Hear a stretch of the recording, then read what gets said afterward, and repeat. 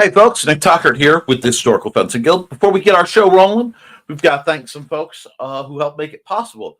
First and foremost, we need to thank my amazing Patreon patrons. These folks every day, every month, give a little bit of money so that I can pile it together and afford to buy the trainers I review, the equipment we use. I literally could not do what I do without their tremendous support, and I need to thank them. So I like to gattle it off. That's Off in the Woods, Frog G, Ronald Rain, Bladed Thesis, Brian K. Morris, Cindy Kep, and my OG Steve Augusto. I could not do what we do to help the people I help and to get the trainers to help you appreciate the trainers. I spend money sometimes so you don't have to when things go wrong, and I help you spend money when things go right. We're also made possible by the sales of the Simple Sword, the Fighting Axe, and the Simple Spear, part of my ongoing series of Western martial arts manuals, written from a mentality of plain English, stick figure diagrams, easy to understand, easy to process, easy to elevate, all right there for you. Now, tonight we get to talk about. I want to talk about a proportion trend. Okay, and it's an important one to understand because of the ubiquitousness of it. So I want to get into that. We may check in on like Purple Heart. We may check in on Amazon just to see if anything spicy is going on. I know the Purple Heart sales, if I remember right, should be winding up for the 30th before they reset to new ones. So it might be a good time to keep an eye out for them. And please remember, we're also a part of the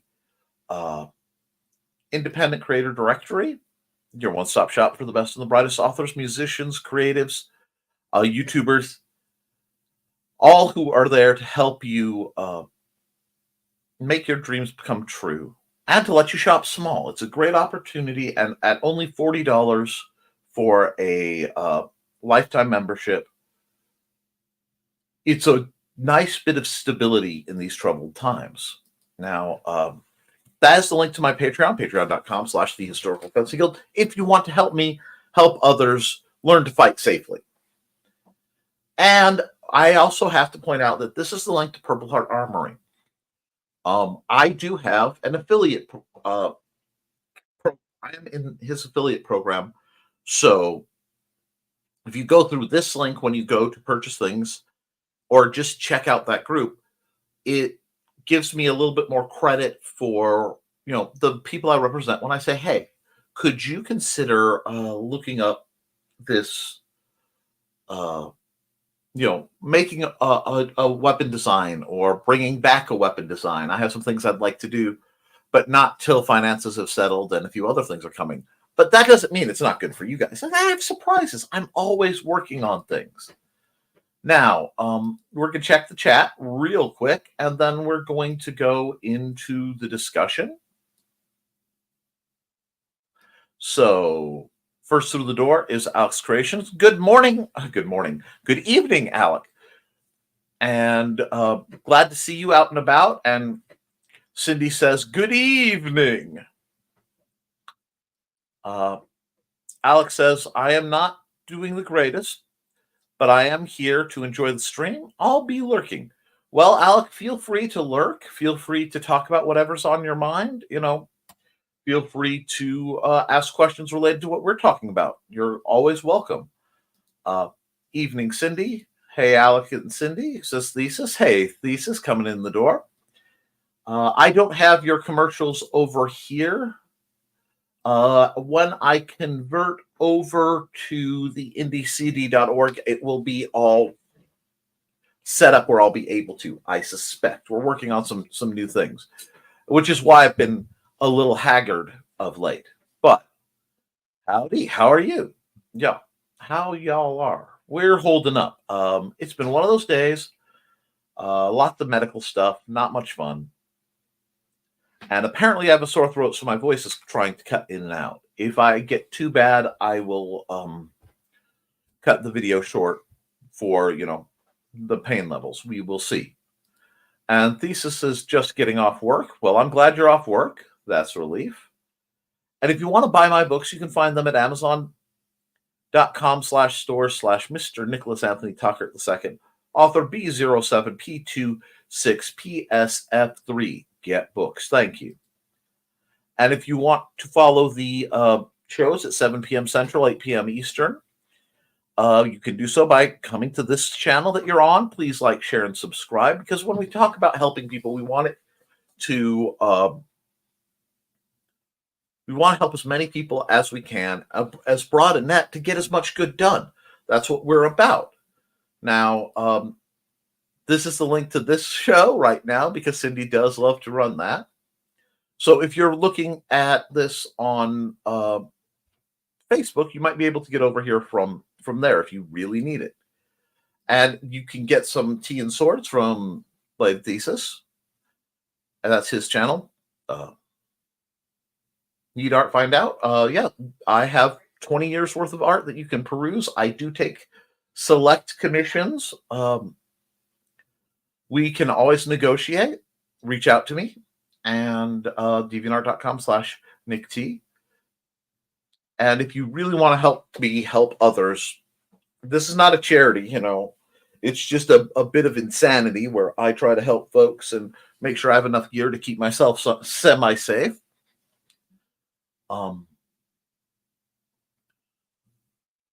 But it's a good way to help folks. And Patreon is the best way to help small creators like me. Now, tomorrow, yes, Cindy says, tomorrow is World Tai Chi and Qigong Day. Drop into Shadow Fist Kung Fu and Tai Chi to join shenanigans at 10 a.m. tomorrow. That's in Des Moines, Iowa, and or near Des Moines, Iowa. I just have to silence this little bugger.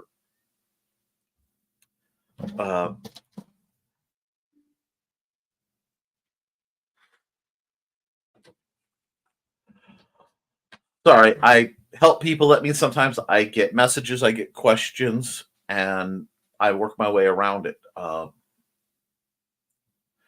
But if you can, take part of it. I am a big fan of Tai Chi. I'm a big fan of Qigong.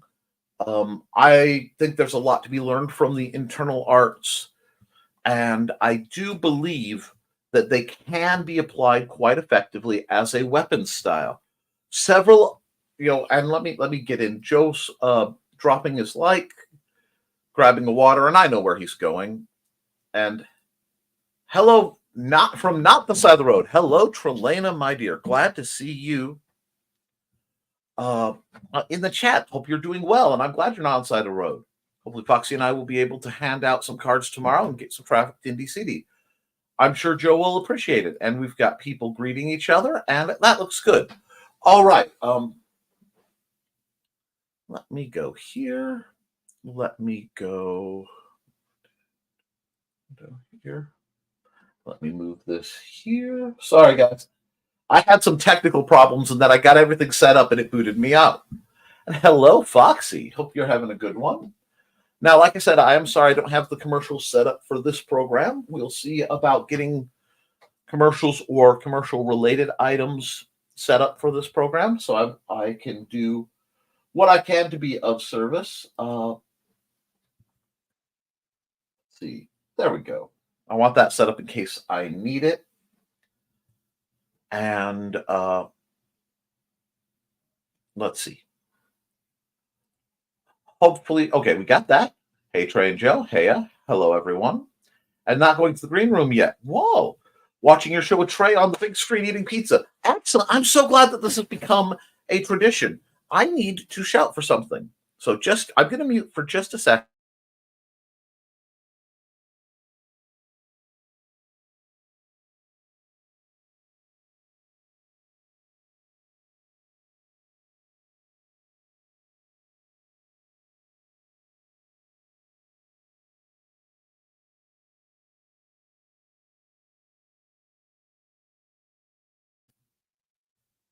Thank you. I will need that for the discussion.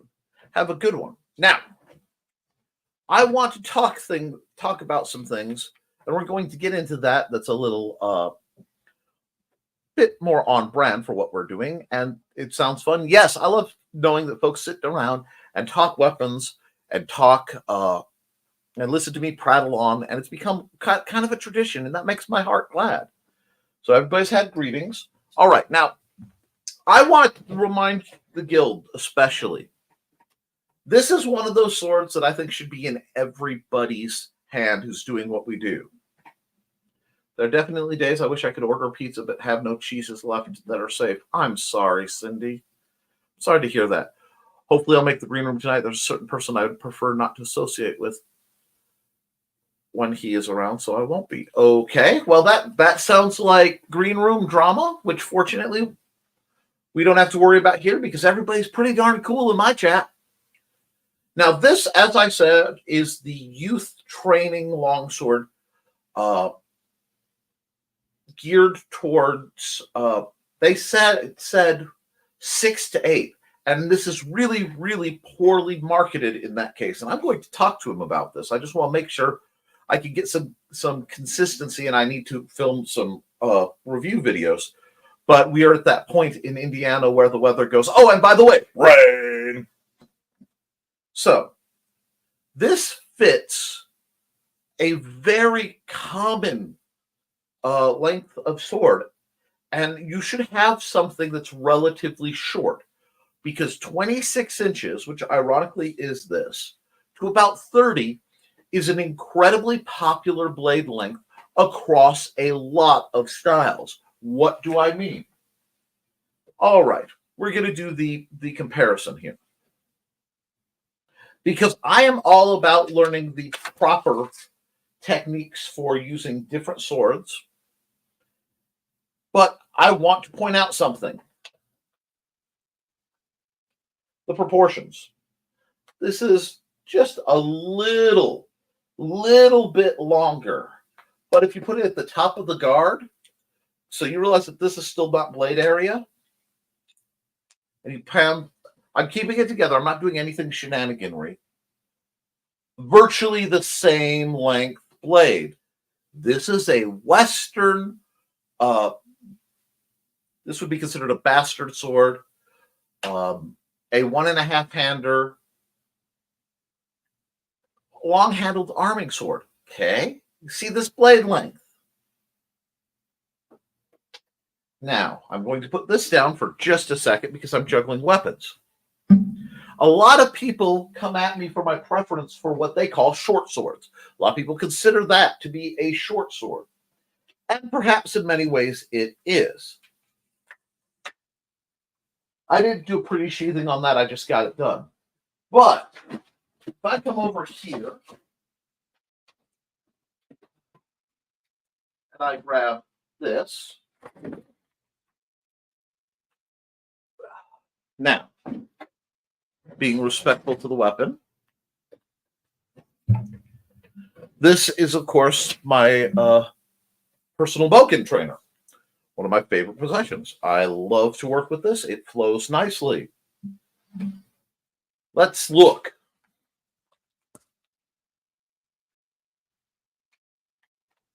It has approximately 4 inches of blade, putting this at about a 30-inch blade.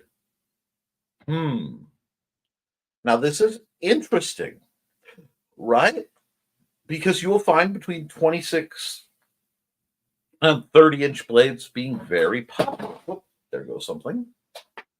Why is that interesting? Because this, my dear friends, is an actual arming sword trainer from Purple Heart Armory. Again, basics. It's old enough that it doesn't have the spanky new rubber band, which I think I may actually have to replace after having used this for quite some time. But let's look at the blade length. Oh dear. They are remarkably close. What is that telling you? I talk about this, and I talk about it frequently, but I get messages that people don't agree or understand with. The blade length is of the most common weapons is not the great swords that you usually see. In fact, bang and gone, get it on, bang and gone. Okay, I got it. The blade length keeps coming, usually between the 26, 24 is on the short end for, where the large knife transitions to a small sword, up to about 30. It really likes to be around that 30-inch line for a single-handed sword. The longest most people deal with, there are, of course, the excessives in this world. Some rapiers come to mind, but many of them are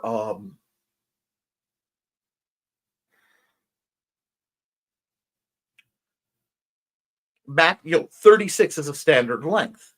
And they'll keep going into the 40s and stuff, but that gets into more of the Spanish, if we're being real, and you start to have real leverage problems. And that becomes part of it. People fixate on these great swords. And great swords are really cool in the definition that people think of them, but they're not, they're niche items. They aren't a end-all, be-all solution to all the problems. So why do I say, train in what most people consider short swords? That's because the vast majority of historical and practical weapons that you find now are just this odd length set. It's easy to draw. It's very comfortable. And you have to remember, lots of sword fights were far closer to quick draw competitions than they were into these epic climactic battles. Very often, sword fights break into one of two categories, okay? You have the defensive sword fight. This is most often one-on-one. I'm going to exclude duels because duels are an honor-based thing. It gets complicated. Outside of dueling, practical encounters might be a good way of looking at it. The first sword out often won. That's why the art of drawing and sheathing the sword in Japanese systems is so important and so effective. Now, when you combine it with more battlefield techniques, you go from Iaido to Aijitsu. Now we're starting to see the splitting again of where you're fighting and your intentions. Learning how to draw a sword is one of the most important things that you can do if you're going to learn to sword fight. And nobody talks about it except the Iaido guys, because everybody starts from a ready position in most of the simulations, to the point where it's ludicrously hard to find trainers with actual sheaths. But we have, in at least two cases, they are both Eastern systems, but they are trainers with sheaths of some quality. You don't find it in Western. And that is a great loss. But if you learn how to make something 26 inches long, go. So it's one-handed. You can make it work. You have this extra, all you have to do is counter steer. Every cut that you cut into all the guards. Because remember, every guard can be cut into and thrust out of in the simple sword system. So what you parry and thrust linearly, okay? So if I'm parrying and thrusting, you see I slipped into it. Parry, catch the guard, come in with the thrust. Out of second, I'm having to aim a little high to not hit my camera and things. I can cut into second and get in the same place. Likewise, into fourth. Cutting down into third, rising up into first. Wait a second. And you guys know these guys being the offline parries. That means if you can understand the system, which is, what I built with the simple sword, and combine it with, a ubiquitous system with a ubiquitous length of weapon, you will find a lot of effectiveness very, very quickly.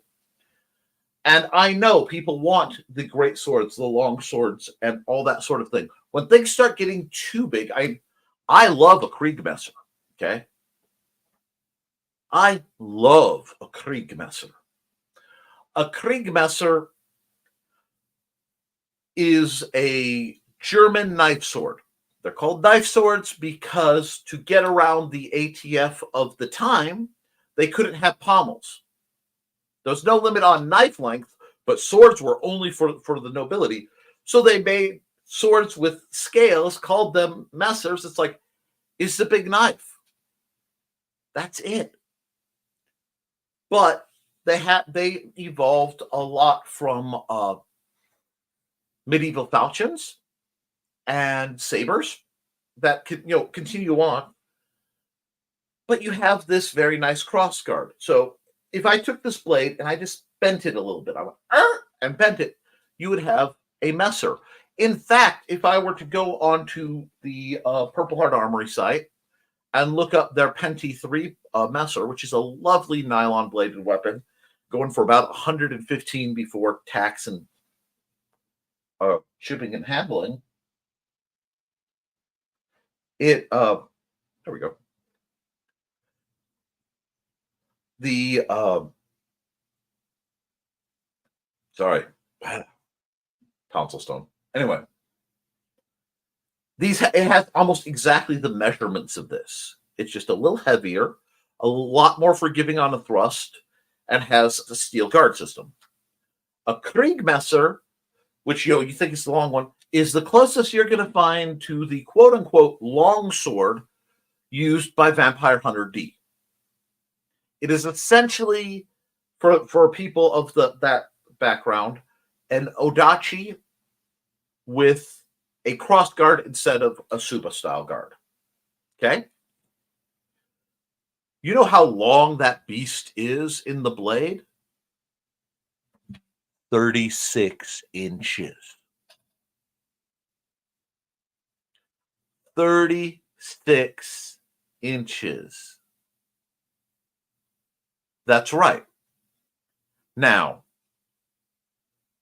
that seems long till you look at modern rapier lengths and you see the people who fixate on montantes and flamberges, not usually grasping that those are specialized weapons of war you're not likely to encounter in the civilian life, and you're more than likely to be in a lot of situations where they won't work.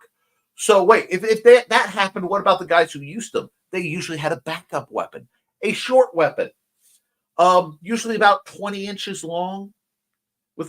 Ironically, if you took the guard and curled it, made it rounded, it would have what's called the Katzblocker or a catgutter, odd name, for the short sword backup weapon that they would pull in tight quarters. Now, they would do other things where they take a great sword, blade, grab it by the blade, and what we lovingly refer to as a murder stroke to make it into a hammer. But now you're not using the sword as a sword. I'm all about adaptation. And hello, some person. Yeah, my hair is kind of poofing right now, but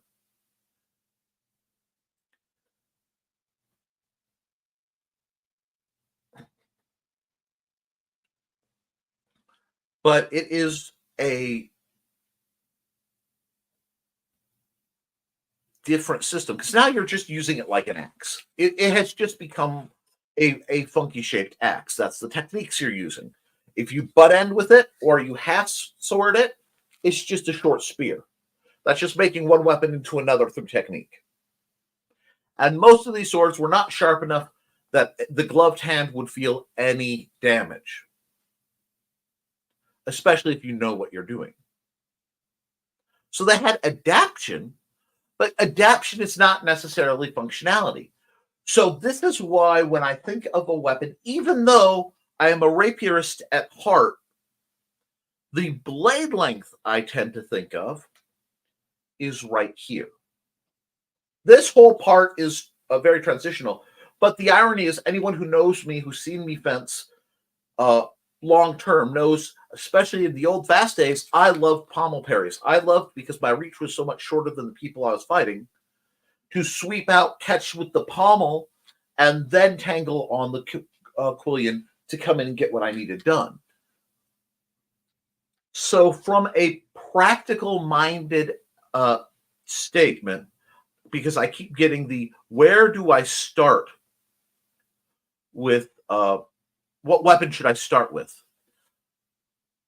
You can go with a wide variety of single, or even in this case, two-handed, or 1.5 weapons, but make sure, see, this to me is the perfect short sword length. A short sword is best between to your bicep from the extended fingers. Let me see. Let me do it over here so you can see better.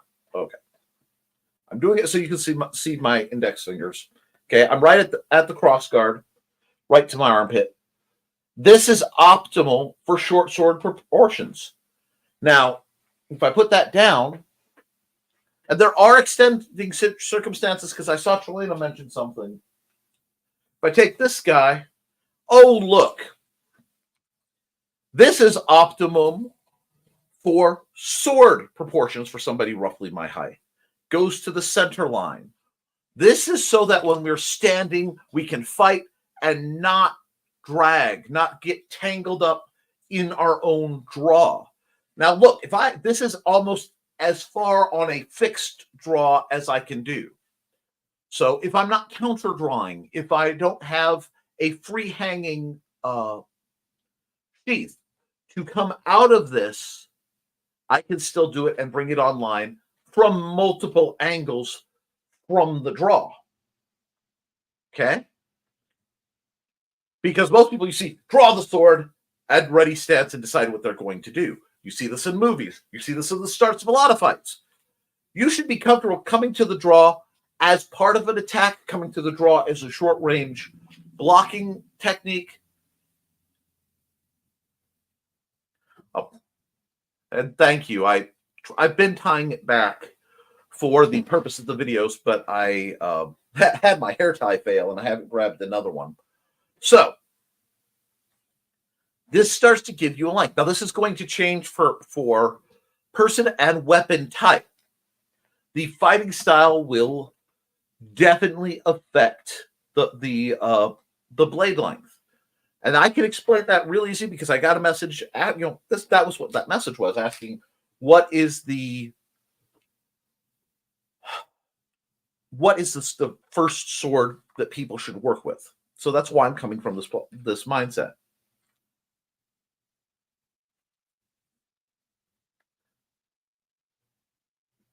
I may actually approach something that I see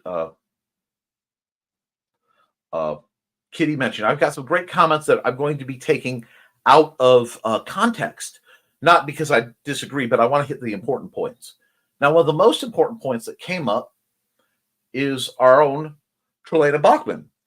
Trey had a 40-inch rapier that was super flexible. It could bend around people's shields. Definitely not my preferred sword, but it had its moments. And that's a great, I've got a 42, 40 floating around. I probably have a couple. But the longer out the sword, the more you are forced to a narrower cone of defense. Does that make sense to you guys? You know what? Give me a second. I want to demonstrate something. So I'm come over here. I'm going to set this up. Come over here. Share screen. And we are going to go here for now. Boom. Pardon my shenanigans. I will simply go new. We'll use this because this is standard. And I need a black and a pen that doesn't terribly suck. Okay, cool. Normally, I would use this for more artsy things, but you guys know that I am using this as essentially a digital whiteboard, which is great. There we go. I have to hide something that's over my screen, but you guys can basically see what's going on. All right. Let me get my pen out. When you have a sword that is short, so if we have our dude, okay, or dudette, we'll worry about that whole scenario later. That doesn't matter. They're going to be left-handed just for the purpose of this explanation. Okay, elbow, elbow. It's sloppy because I don't have this preset up. Okay, they have a sword in their hand. It comes out this far. They can, I need the floor line, have a cone of defense that's very narrow to block. It's very wide and short. So you have a lot more time to decide, are you blocking to be effective? Now, over here real quick. Grab this. We're going to copy our dude.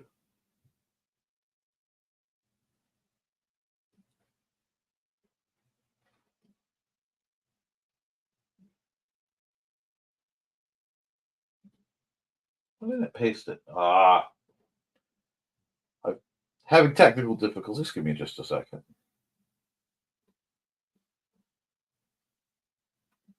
Copy. Now, let's see. No, it's not working. Fine. I don't know why I'm having trouble with it, but we'll just manually draw the same dude. Oh, I don't need that. I need my pen back, please. Thank you. Okay. So, now there is a bit of gap at the bottom, but very rarely do people stand straight up. Okay. So if he's fighting somebody, okay, and his opponent has very large elbows for reasons I don't care to look at. So let me fix that. There we go. His opponent has a very long sword. Okay. Its arc would trace like this very easily. Okay. I'll put his hand back here. I keep bumping. Okay. I will just do this. Okay. We'll just put his hand back there. It doesn't really matter. As you can see, if the angle of pivot is at all too long, it's going to stab right into the ground. It also means that to have the range to make the parry, you have to be much more confident about the parry being way out here. So from here to here is about the start of the sweet spot where you better be deciding, so that, because, okay, the sword's going from there to there if he's advancing. Long guy has to hit here to here. That means there's more area to judge. If it's going this way, he has one action. I mean, it's, if you look at it, the shorter sword with the leverage, as soon as you see it and you know you can engage it, you could start your parry. You don't have to judge too much about where the blade is. So if we get into blades, right, we're going to just draw a blade real fast.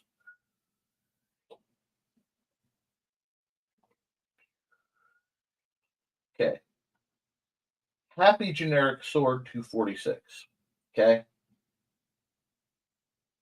Happy generic sword 246. And we'll give it a knuckle duster because, of course, we will. Okay.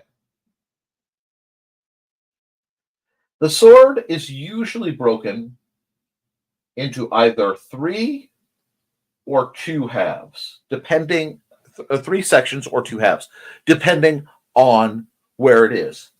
You have, and I am going to use the pronunciations I am used to.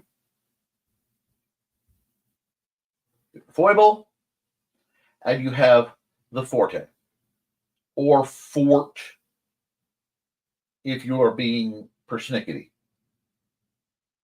And this is the divider that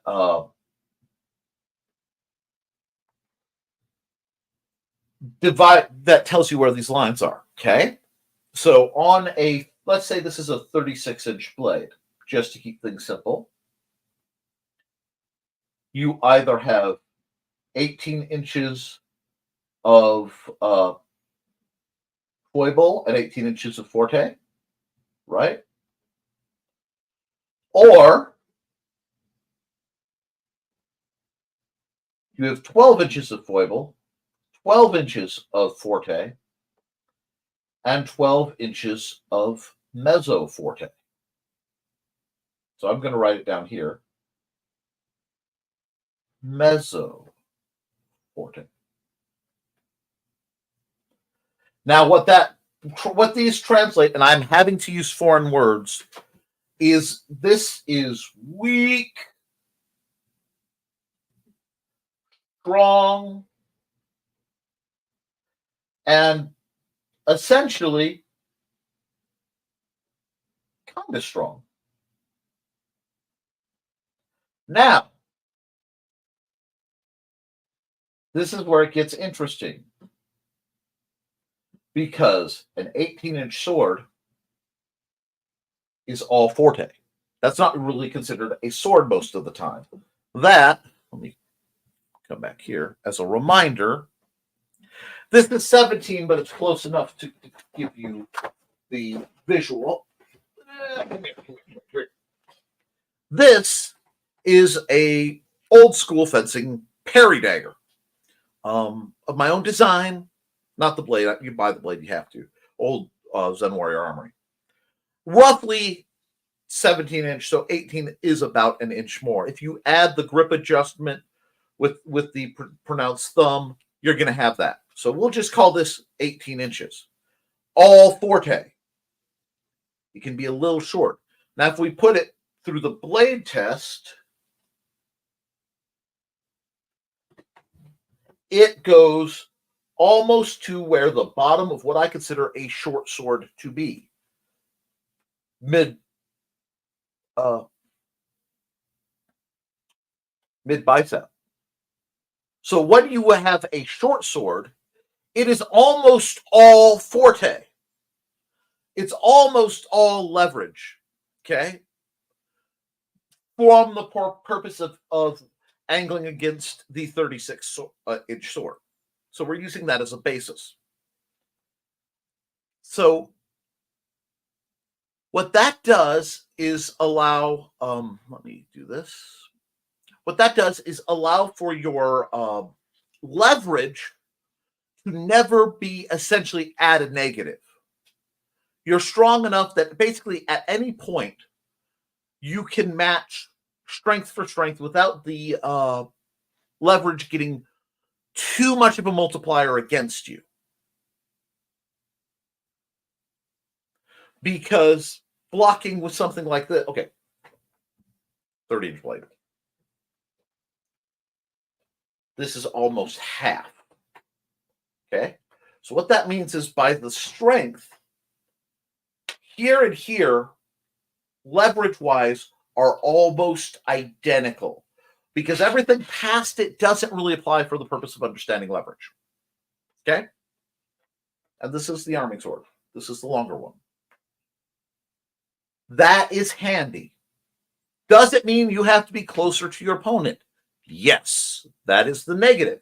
Every advantage has a disadvantage, and every disadvantage has an advantage if you can find it.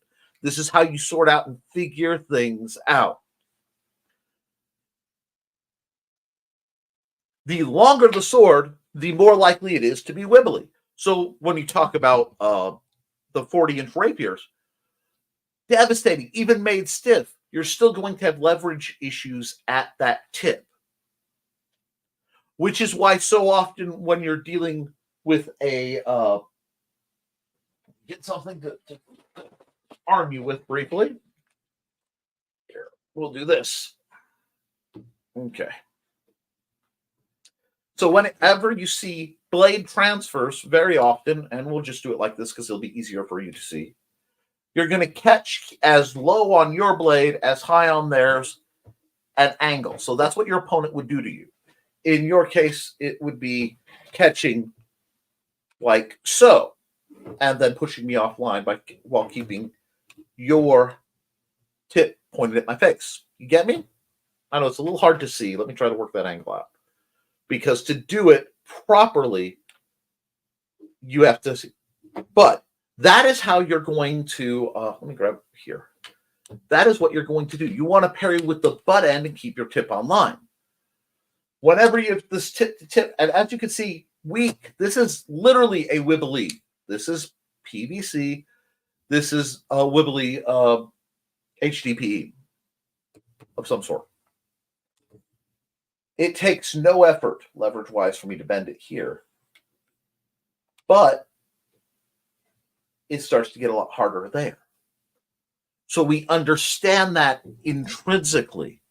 Further, we talk about weapons being a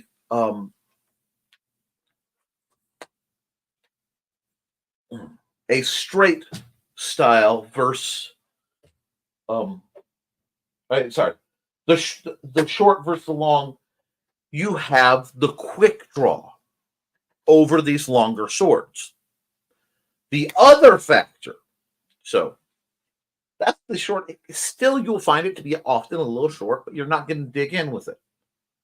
If you go up to 24, 26, you start to get a very practical length. That's part of the reason why so many weapons are between 24 and 26 inches. It is staggering. There are three big lengths you usually find: 24, 26, and 28 in concussive swords. Because the shorter the blade, the more control you have on the angles that you are chopping it, the more angles you have to use. The longer the blade, the less angles you have to use. This is what's going to let you, sorry, I need a drink.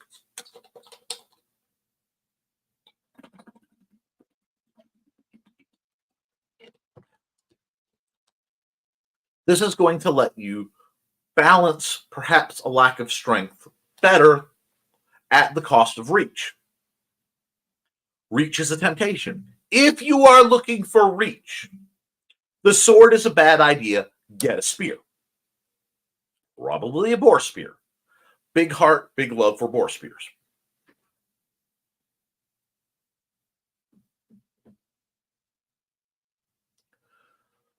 Now, okay, I said there were two types of fight. You're going to encounter a quick draw fight, right? This is a self-defense. This is a fight's broken out in a tavern. A fight's broken out in the streets. Someone's trying to mug you. Okay. You likely have terrain constraints because people don't spend a lot of time just wandering out in the open. It makes more sense to understand the sword and the knife as an evolution for even tighter quarters, where you better have some type of grappling as a convergent training.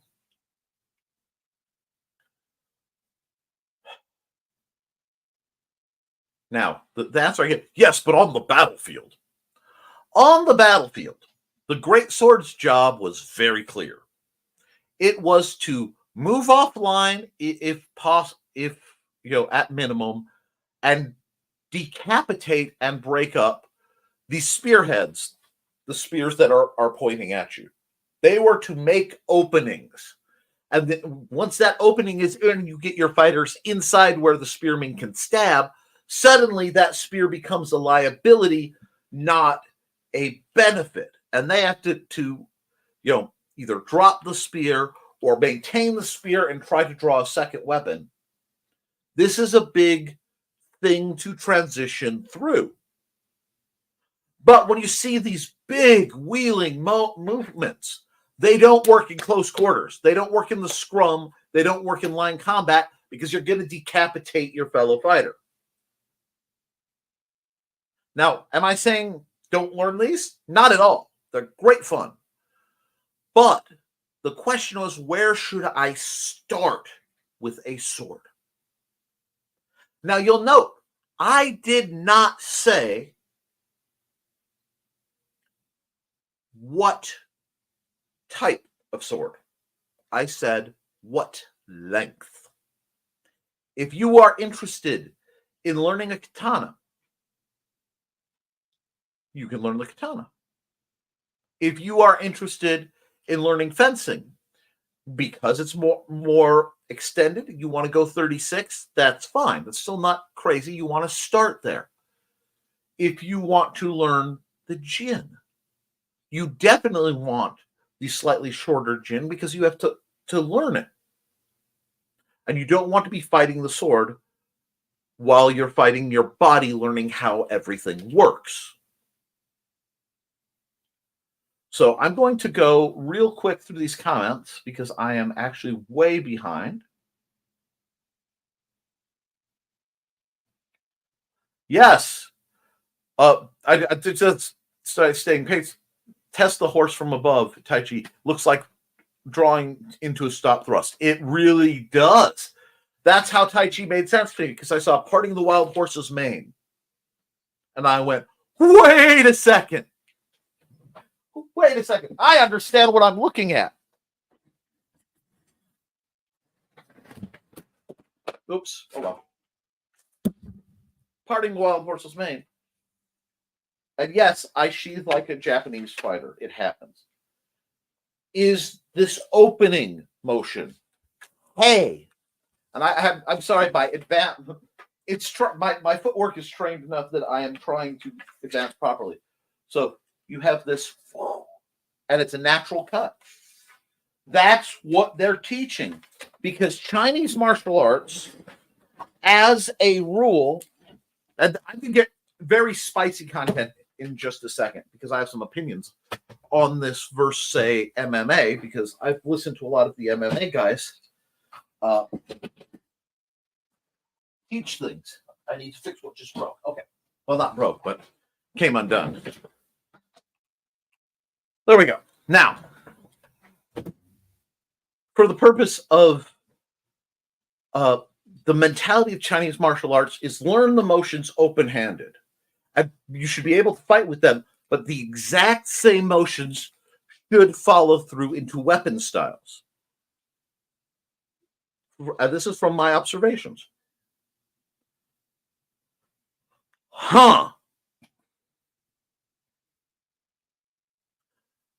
When you are looking into that, you're going to find that some of the things that are taught motion-wise that would seem less effective make a lot more sense in armed combat than they do unarmed. Because this is working for the mentality of you should be armed. We don't have enough weapons all the time. We don't have enough time, and frankly, there's safety issues. We'll teach you the motions first before, so that they become second nature, and then they become first nature. Then we'll put the big sharp thing so you're not lopping pieces off. It's very practical. However, that means that many of the open-handed styles are at a portion of their functionality.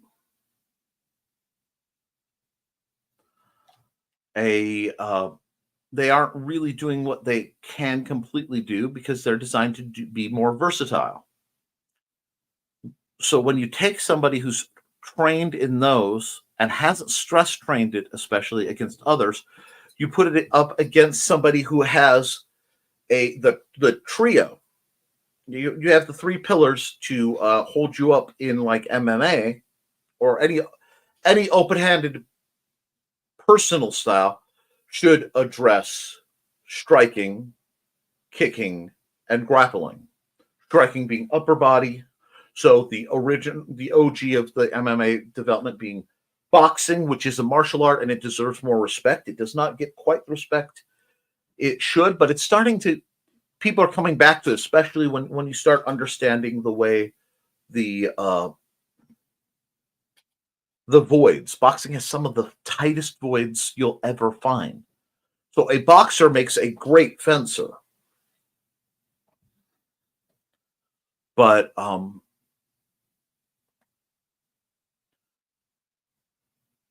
that's going to handle your strikes.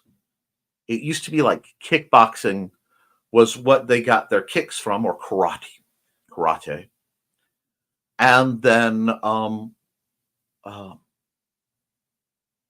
classic Greco-Roman wrestling, where you got your ground game, your submissions, that sort of thing. By training in those three things, you have your pillars to hold up your martial fighting style. If you only train in one kung fu, and the function of the style is to facilitate, this is how to make what you know how to do work without the weapon, but you really should have the weapon. You can see where there could be some fault very quickly. Because if you take an MMA guy and you give them a weapon, they need additional training to operate it properly.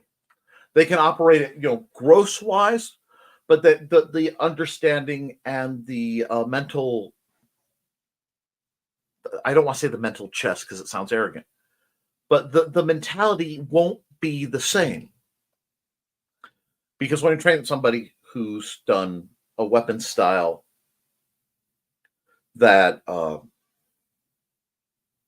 style that is designed to feed into the weapons, when you put the weapon in it, it then gestalts. The body knows what to do. It's just doing it under a little more weight with a lot more reach. This is an interesting mentality. Let's see.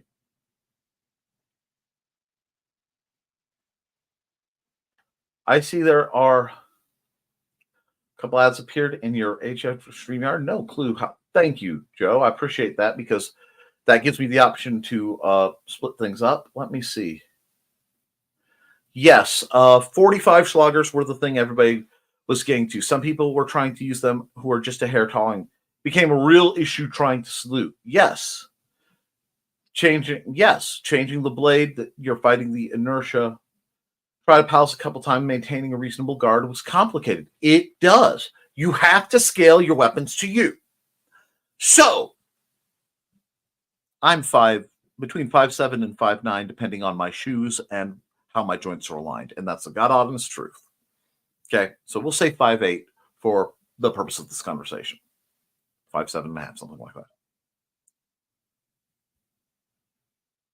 This fits me. It fits my body mechanics. If you are shorter than me, then you need to measure yourself. That's why it's in the book. And pick a weapon that will fit your wingspan. If you have an adjustment that perhaps your wingspan's a little short because you're just one of those people whose arms are shorter, you can keep to that wingspan so that it will draw nicer. Or you could go a little longer to offset, but only a little, only an inch or two. The trick is finding your weapon. See, I don't believe in teaching people how to fight. I know that sounds contradictory. I teach people how to find their fight. And then once you have your fight established, then you can move on and find things that work. Now, see, this is interesting because Kitty says measurements are a bit different for rope dart chain weapons. Now, I will say this, though. They are and they aren't. Because to get your spins on your rope dart, you have to extend that rope dart so far that you can spin it to get your momentum, but not have it hit the ground. And that means shorter people will have a shorter angle, a shorter diameter, shorter radius, that is. Shorter radius, so smaller diameter of that circle. That's going to affect the speed that rope dart is going at the end, because the way the leverage is going to work. Now, you wouldn't think about that while you're doing it, but that could be a thing. Likewise, the comfortable weight at the end. I've known some people who do rope darts with standard. I know because they're big guys. They do big old meteor balls. I've seen it. It's been a while. The point being, there is always tailoring the weapon to your fit. As see the inertia, just like the inertia with the long sword, the inertia with the rope dart can be just as problematic.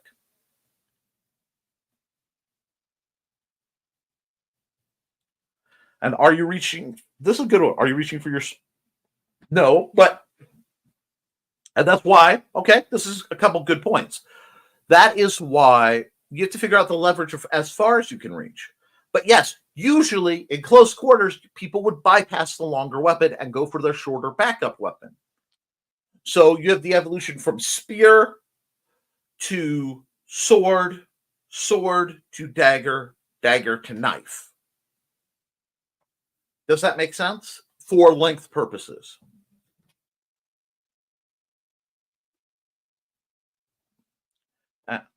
And Kitty, I was actually initiating correct motion for drawing a blade in the first case. Headed to stop thrust. Ah, exactly. I can't imagine what else they've been going for. Chapstick in my pocket makes even less sense. Good point. Could have been reaching there. Well, in that case, reaching for where a weapon is hung. A weapon is customarily, for the ease of use, hung at its natural point being at the hip to high on the thigh, relative. That's why so many people hang them. For all you backsword stands, that's very rare, problematic, and it doesn't work for a quick draw that well. Yes, Shad made a bootleg angled thing with an extra cut and a few other things, and I have seen similar things for curved weapons, falchions and the like, but they're not going to work like you want. There are reasons why a lot of things are very universal, and so maybe they're going this motion going for a fan. Okay, a fan is just a short, unedged sword when closed. When you open it, it's about a quarter to half of a shield that you're holding by the edge. There may be blades along the edge. I'm so hot because I didn't tie my hair back. But it's still that concise. Let me see. We have a comment dump. And I apologize for any comments that I missed. So total dart measured, rope dart is total wingspan plus length of your shoulder to the ground. So that is going to be tailored individual to individual, just like the blade length is. It's just a different formula. You see how delightful that is? Okay, now guys, I love this conversation, but I'm at the end of the hour. I need to get some water, and honestly, I'm having a bit of stomach issue. So what I'm going to say is I hope you found this conversation stimulating. We will have more next week. I can go into this again. Send me a DM. I'm just going to save this as a sword lecture so I can come back and bring it up. If I need to again, I'll probably redraw it when I'm not rushed. If you like seeing what I do and how I do things, you can find me on my other channel, the Nicholas Talkert channel, Monday, Wednesday, and Friday at 10 a.m.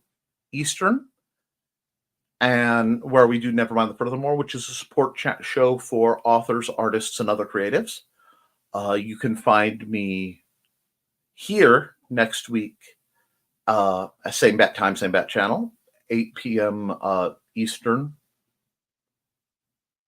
And tomorrow I will actually be on Sketchy Saturday, barring technical difficulties, on the Indie Comics Network. And that by tomorrow, I mean March 27th, 2004, from 10 o'clock till either 11 or 12. And I'm really not sure where that gap is, but I'll be doing drawings there. Till I see you guys next, I would please do your drills. Keep your guard up. Be kind to yourself and each other. And as always, friends, thank you for supporting your local sword master. I will see you all next week.